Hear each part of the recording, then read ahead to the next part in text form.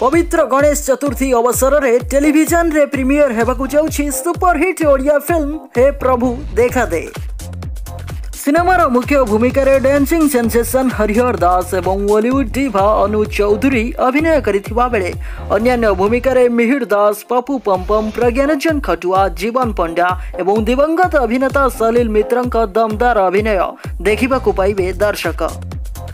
उमा महेश्वर राव एवं प्रसन्न कुमार को मिलित प्रयोजन निर्माण होइथिबा सिनेमार निर्देशना देइछंती गोपी आनंद। सिनेमाटी 2016 नवेम्बर 11 तारिख रे मुक्ति लाभ करिथिला। वर्तमान ताहा टेलीविजन रे प्रीमियर हेबाकु जाउछि। पवित्र गणेश चतुर्थी अवसर रे हे प्रभु देखा दे ओडिया सिनेमाटी प्रथम थर नुआ Odia TV channel Siddharth TV रे सेप्टेम्बर 10 तारिख दिन 2टा रे प्रसारित हेबो।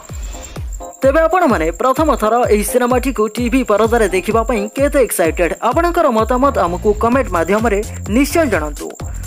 ओडिया सिनेमा संपर्कित प्रतिटी खबर टेक्निकी अपडेट पई एबे ही सब्सक्राइब करंतु हम चैनल को ओ बेल आइकन को प्रेस करी ऑल नोटिफिकेशन को ऑन करी दियंतु।